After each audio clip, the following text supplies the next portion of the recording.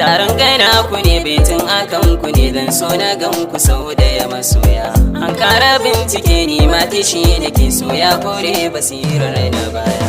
Bari in karkare komai sayin dare mai so sannan yake fara zariya.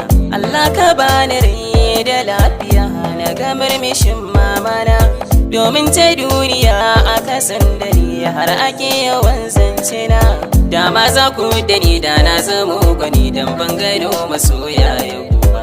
Har wani kyau kuke ni birge ni kuke na zo ko da ba kai na nadi ba. Wasu fishi suke mu kwake ba muke har za su bada tun ba ku zama ba. Daɗi na rayuwa ka yi ta da wanda halinsa da ya da naka. Zuciya cikinta da gaskiya ba ta sa ido yin kuka.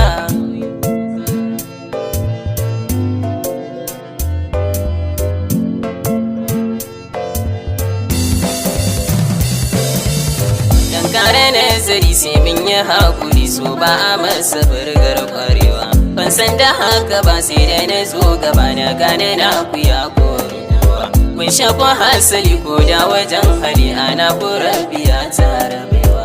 Ni ban da damuwa a zuciya tun da ku biyun kun saba. Kun shirya ba da rai da rayuwa mai kin ku ya karo dan ba. Kunda wata yake nan zarata bake hasken sai na kusanto da juna. In an bi zamani kun fi kamar gwani shigar ku ta fi zanen mazana. Bare na yoya ban halin koye daban da mai fishi da bi'a ta sauna. Fata nake gari kama soya rayuwa ta yi muku sauki. Sannan ko babu rai wanga duniya aljanna ta zama masauki.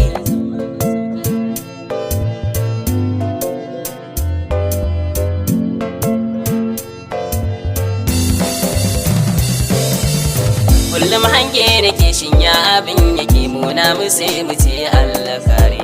Kun nuna ilimi kun sai da sai gumi daɗi zama da malama tare.